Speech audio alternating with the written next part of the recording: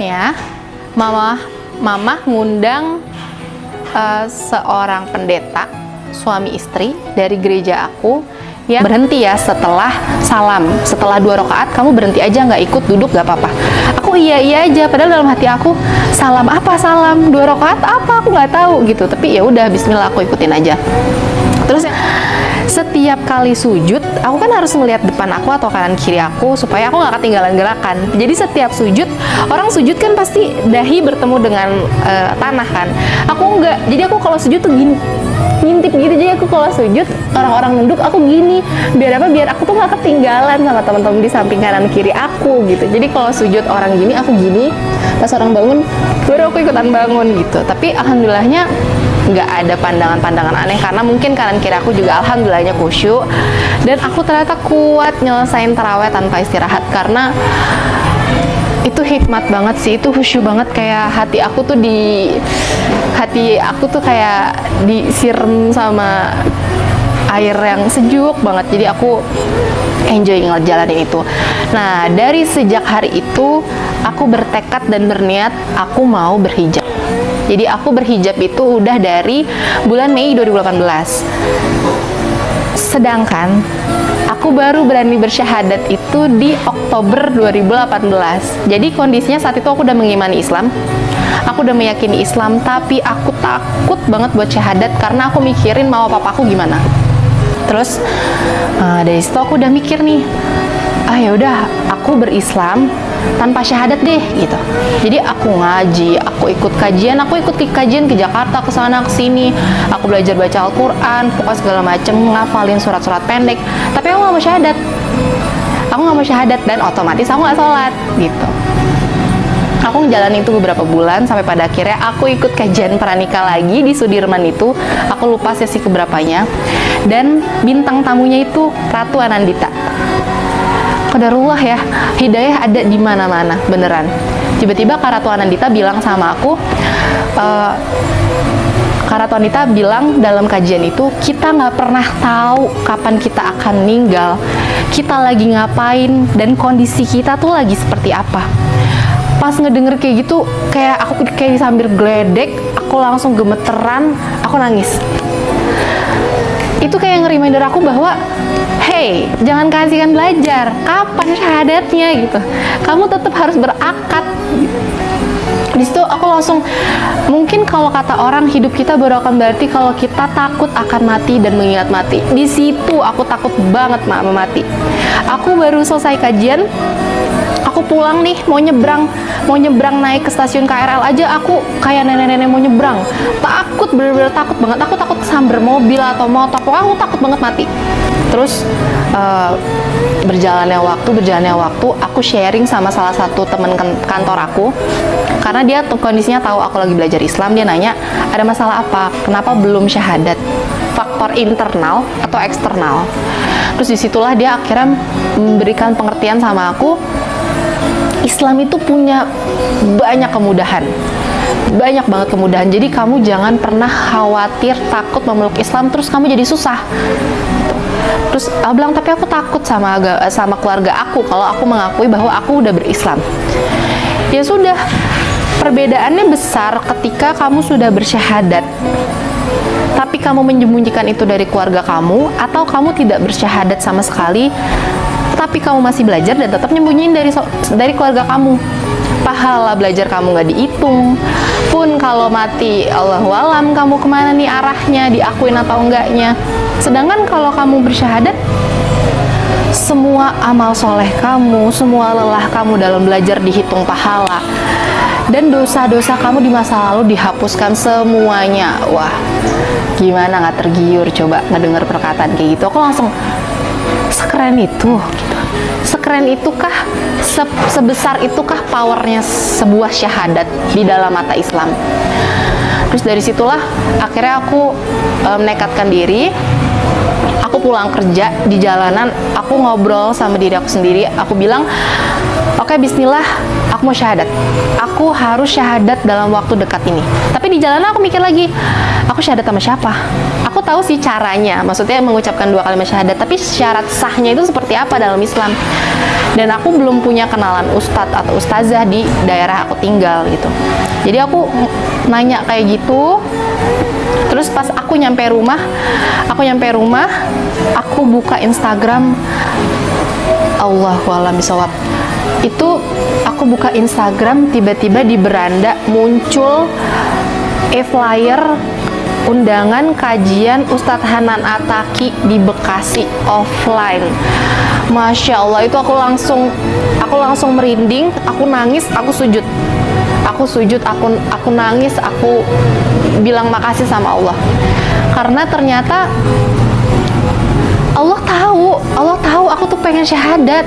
Allah tahu aku bingung mau syahadat sama siapa, dan Allah tahu aku bakal seneng banget kalau aku bisa syahadat sama ustadz yang selama ini aku dengerin lewat YouTube. Nah, itu lokasinya deket di Bekasi, di deket rumah aku gitu. Itu aku langsung kayak orang dikasih hadiah yang kita bahkan nggak pernah expect itu. Kita nggak pernah mikirin hal itu sama sekali, tiba dikasih hadiah segede itu. Aku baru niat udah dikayak-giniin sama Allah gitu.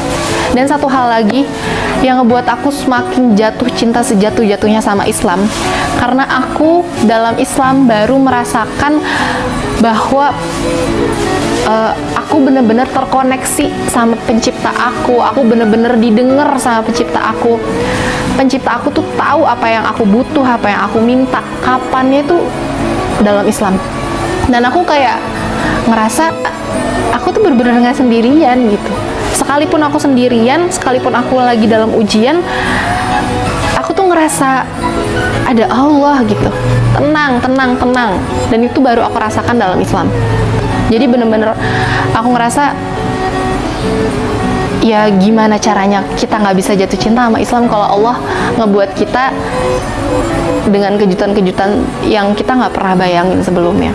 Terus alhamdulillahnya, singkat cerita, aku syahadat sama Ustadz Hanan Attaqi di Bekasi waktu itu. Pada saat syahadat pun aku udah bertekad dalam diri aku akan nyembunyiin keislaman ini entah sampai kapan. Mungkin setahun, 2 tahun, 3 tahun, atau mungkin nanti di saat aku mau menikah dengan seorang laki-laki muslim, baru aku mengakui bahwa aku sudah muslim. Rencananya gitu. Qadarullah, cuman butuh 3 minggu Allah kasih aku keberanian untuk ngomong sama orang tua aku, untuk jujur bahwa aku sudah muslim.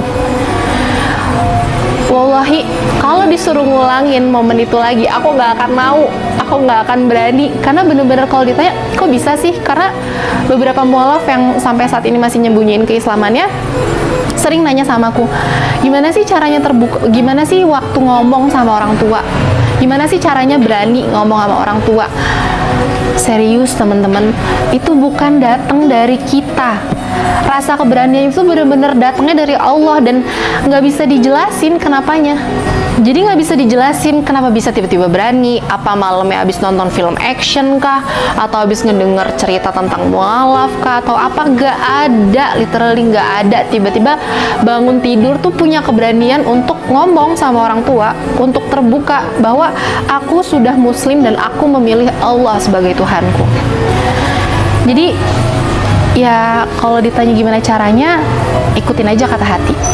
Di saat kamu merasa berani untuk ngomong, please ikutin rasa itu, bismillah, ngomong. Jangan ditahan-tahan gitu.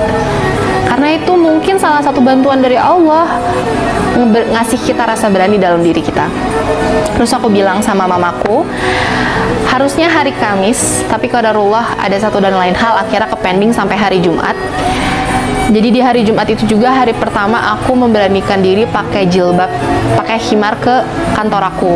Jadi aku di hari itu membuka identitasku sebagai Islam ke kantor aku. Pun malamnya aku ngaku sama mamaku bahwa aku sudah muslim. Tapi ada triknya teman-teman. Jadi waktu itu aku ngetriknya, aku mau ngaku Islam ke mamaku dulu, biarin mamaku marah, ngamuk-ngamuk. Kalau mamaku udah mulai tenang, baru aku bilang ke papaku. Jadi kena serangannya nggak 2 kali gitu. Tapi qadarullahnya saya lupa bahwa mereka suami istri. Jadi saya bilang ke mama, malamnya besokannya mama bilang ke papa. Jadi ya udah sama aja, kena dua-duanya gitu. Aku bilang ke mama, ya kalau ditanya reaksi mama kayak gimana, bayangin aja deh teman-teman, pindah agama, nauzubillah, terus ngaku sama orang tua, dan kondisinya di keluarga besar di silsilah tuh belum pernah ada yang menggenggam agama itu, dan memang agama itu tuh yang paling di anti dari keluarga besar mama ataupun papa. Jadi kan lumayan ya. Di situ akhirnya aku ngaku. Hari Sabtunya aku disidang sama mama papa.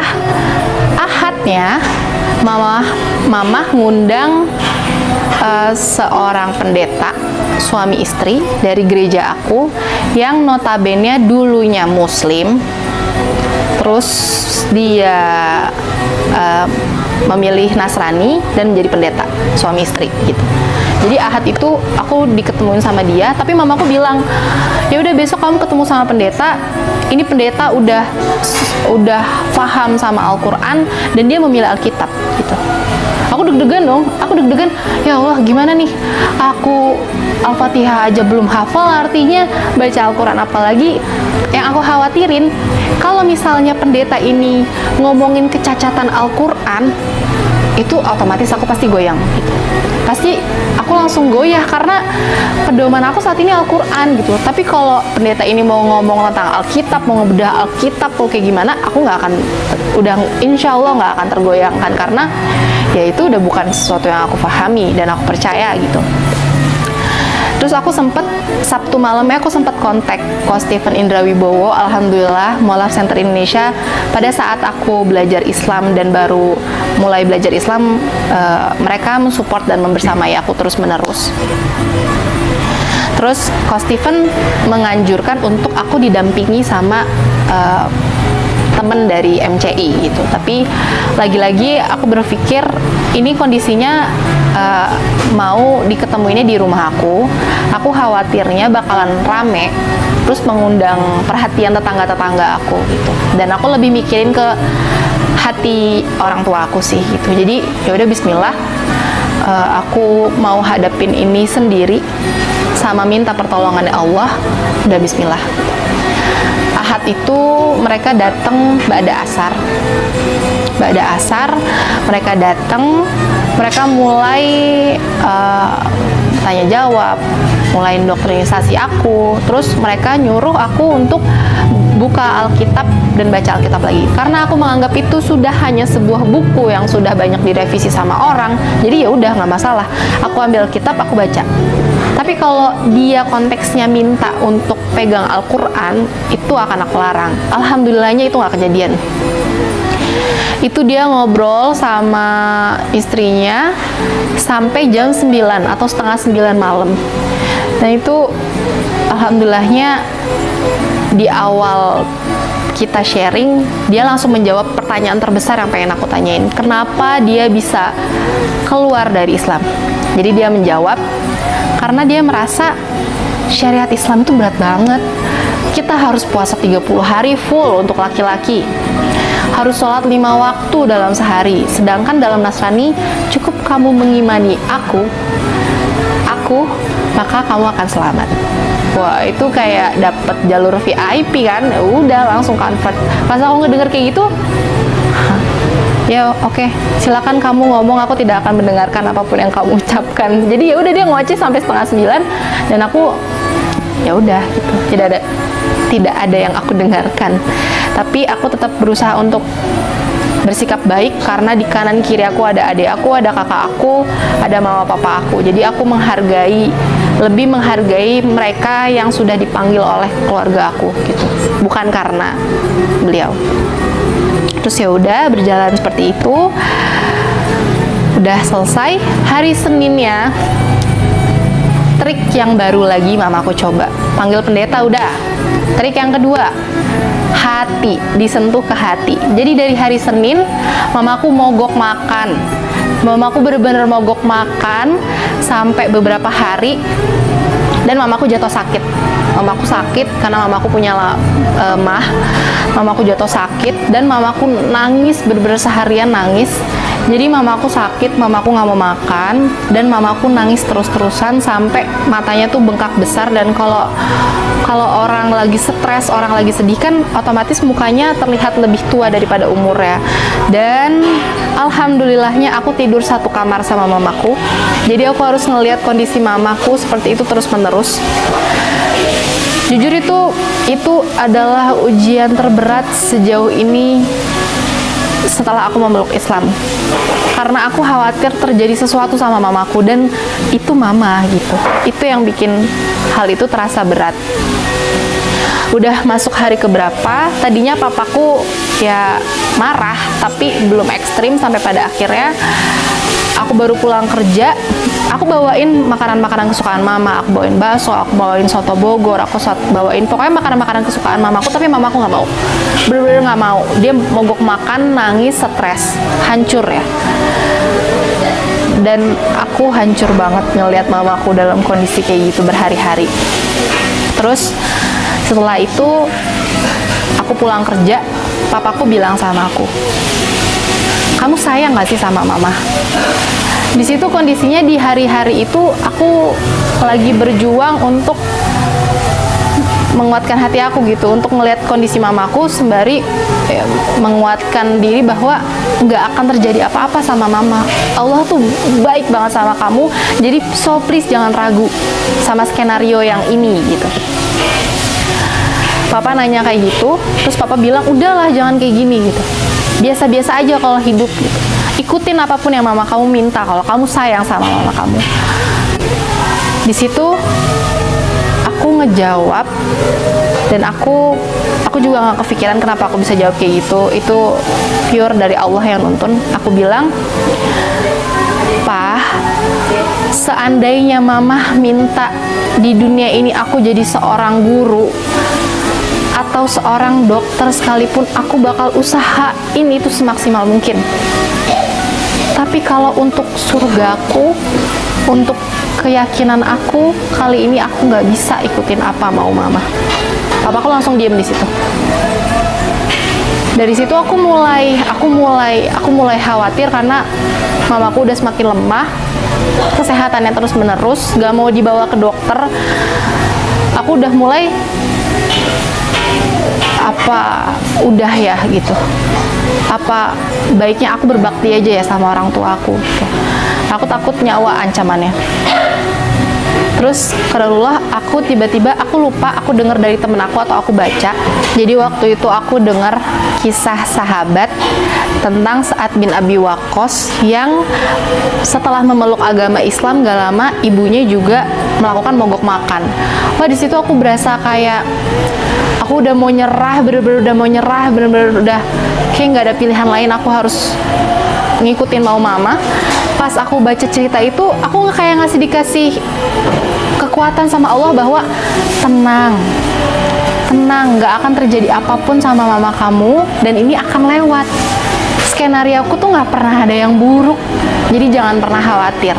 Dari situ aku langsung oke, bismillah, kuat, bismillah. Dan mamaku dalam kondisi seperti itu kalau nggak salah sekitar 2 mingguan. Jadi setelah itu mamaku mulai mau makan, mulai mau beraktivitas lagi, tapi serangannya nggak berhenti di situ.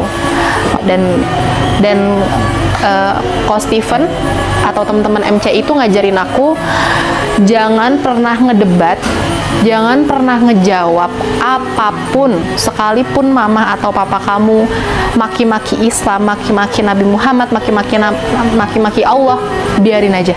Karena kondisinya dia nggak tahu. Jangan ngeluarin dalil, apalagi berusaha untuk memahamkan apa yang kamu pahami. Karena itu akan mental. Jadi kamu cukup diem, minta maaf, dan jawab kalau kamu ditanya.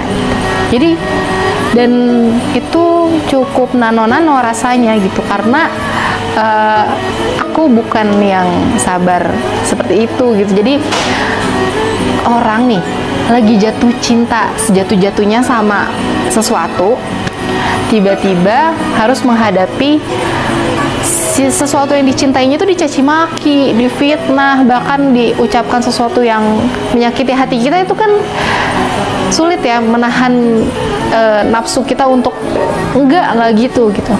Tapi ya itulah Islam. Hari Jumat, Ahad pagi, jadi setiap Ahad tuh aku udah pagi-pagi tuh udah harus siap mental, karena ya, setiap Ahad pagi tuh aku harus nyiapin mental karena harus menghadapi ajakan gerejanya mama gitu. Tiba-tiba Ahad itu enggak, Ahad pagi tuh beda banget. Aku lagi tiduran, jadi setiap Ahad pagi tuh biasanya antara aku pergi olahraga, kabur, atau aku tidur, pura-pura tidur sepulus-pulusnya gitu. Aku tidur, terus tiba-tiba mamaku duduk di kasur aku, terus mamaku ngebangunin aku dan mamaku bilang, "Ci, ternyata kamu udah gede ya," gitu. "Maafin mama, dan mama terima keputusan kamu." Itu aku langsung duduk, aku kayak, hah gitu. Ini mimpi atau bukan sih gitu? Ini aku masih tidur apa beneran? Gitu. Karena kondisinya hari Jumat aku masih kena sidang gitu. Kenapa Jumat, Sabtu, Ahad cepet banget waktunya, dan aku nggak habis ngapa-ngapain, aku nggak habis nyuci genteng atau apa gitu, nggak ngelakuin apa-apa. Kenapa tiba-tiba kayak gitu. Terus mamaku minta maaf, mamaku meluk aku nangis, mamaku nangis, terus mamaku bilang, "Ya udah, mama pergi gereja dulu ya." Oh enggak, mamaku bilang, "Ya udah, mama pergi ibadah dulu ya." Terus mamaku keluar.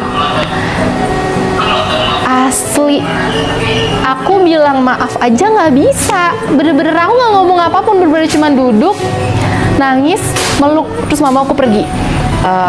Cara aku sholat pada awal-awal. Terus ditanya, "Kenapa sih nggak terang-terangan aja? Kan keluarga udah tahu." Iya, keluarga udah tahu. Aku berislam yang mereka nggak lihat secara fisik aja, mereka belum terima. Apalagi mereka ngelihat aku melakukan ritual ibadah di depan mata mereka gitu. Itu akan lebih melukai hati mama papa, dan aku menjaga hal itu gitu. Nggak apa-apa ribet sedikit gitu. Di dunia kok cuma sebentar, insya Allah gitu. Ya udah. Terus 2020 ini termasuk hadiah terbesar yang lagi-lagi bikin aku meleleh banget sama kebaikannya Allah. 2020 awal mula corona, awal mulai COVID-19, mulai mendekati bulan Ramadan, aku galau. Aku pengen taraweh, jadi aku pengen taraweh setiap malam, tapi kan masjid ditutup nih, lockdown. Terus aku harus taraweh di mana gitu? Karena kalau aku taraweh di kamar, aku 4 rakaat aja digedor, apalagi taraweh. Bacaan aku kan tetap nggak bisa cepet gitu. Jadi aku galau tuh. Kalau aku udah mikir, apa aku di rumah temen aku ganti-gantian. Tapi kan yang namanya orang Ramadan pasti punya agendanya masing-masing. Mungkin pengen sama keluarganya atau buka puasa di luar gitu-gitu. Jadi aku galau deh. Pokoknya aku galau. Aku mikir, aku pengen taraweh. Karena menurut aku bulan Ramadan tuh hikmat banget buat aku pribadi. Jadinya aku pengen taraweh, tapi gimana caranya? 3 hari sebelum bulan puasa masuk, tiba-tiba mamaku bilang gini, "Ci, tuh di situ bisa buat itu kalau mau itu." Tapi mamaku nggak nyebut sholat dan tetap ketus ngomongnya, tapi bilang, "Ci, tuh kalau mau itu di situ aja tuh," gitu. Udah disediain kipas, udah dipasangin karpet, lampunya udah dipasangin gitu. Kalau di kamar lagi dipakai gitu. So aku langsung diem. Hah? Itu apa maksudnya? So aku ngeliat gini. Jadi di rumah aku di depan toilet persis tuh ada gudang, terus di depan gudangnya tuh ada space lantai lurus gini.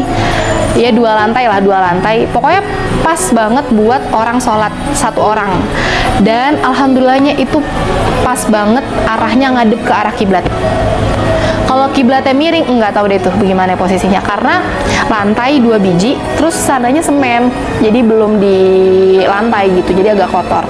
Di situ, terus mamaku pasangin karpet, entah mama entah papa, aku juga nggak tahu, dipasangin karpet, dipasangin kipas angin, dipasangin lampu, dan yang lebih spesialnya lagi dipasangin tirai warna hijau di sampingnya, karena itu langsung ngadep ke dapur. Jadi kalau ada yang lagi aktivitas di dapur, ditutup tirainya itu nggak kelihatan kalau aku lagi sholat di dalamnya gitu. Aku nyebutnya itu mihrab. Dan kalau teman-teman tahu, mihrab itu salah satu doa yang aku terus lambungkan sama Allah, dan aku mikirnya mungkin aku akan punya mihrab nanti kalau aku udah menikah, dan aku bakal buat mihrab di rumah aku atau di kontrakan aku sama suami aku gitu. Dan ya entah itu kapan gitu, karena menurut aku bisa sholat dengan nikmat, dengan khusyuk, itu tuh sebuah hal yang udah itu udah paling nikmat. Bisa sholat pakai sajadah, bisa pakai mukena yang rapi, nggak buru-buru, itu udah nikmat banget. Terus yang menarik 2020 ya, jadi nah kalau puasa kedua aku bulan Ramadan 2020 itu udah alhamdulillah banget. Jadi aku udah bisa beli makanan dari malam, terus subuhnya aku makan. Jadi aku bunyi piring, aku cuci piring tuh, maksudnya ada aktivitas yang agak berisik tuh udah mulai nggak terlalu gimana yang, cuman tetap nasi apa itu tuh pasti belum disediain sama mama papa gitu. Tapi di 2020 itu tiba-tiba ada satu hari sore-sore, jadi aku bawain mama kolak kesukaan mama yang itu cuma dijual di bulan puasa. Aku bawain, terus mama bilang, itu orang udah beli kolak gitu. Maksudnya tuh mamaku udah beliin aku bukaan buat aku buka, udah beliin aku kolak. Di situ aku langsung meleleh banget, kayak oh masya Allah, aku dibeliin takjil sama mamaku 2020 gitu. Udah tuh terus 2021-nya lagi alhamdulillah, itu lebih alhamdulillah lagi. Aku udah bisa masak, aku udah bisa mukbang, aku udah bisa pokoknya heboh deh, tuh dapur udah heboh deh. Pokoknya 2021 tuh udah rame tuh, panci apa segala macem, udah bisa masak segala rupa pas sahur ya. Dan 2021 mama papaku udah selalu menyisakan satu porsi nasi di Magicom buat aku. Biasanya itu pasti dihabisin itu pasti disisain sama aku. Bahkan ada satu momen papaku mau makan malam, terus aku lagi di meja makan, terus papaku ngeliat di magic jar sisa satu porsi nasi, terus papaku bilang makan mie aja deh. Terus aku bilang nggak apa-apa mama, makan nasi aja gitu. Enggak, itu buat kamu sahur. Aku langsung Insya Allah gitu, udah sampai dipikirin segitunya gitu. Terus pernah aku waktu itu sahur cuman aku lupa pakai roti sama susu kalau nggak salah. Terus papaku kebangun ke toilet, terus aku bilang beli nasi, beli lauk kalau sahur tuh gitu.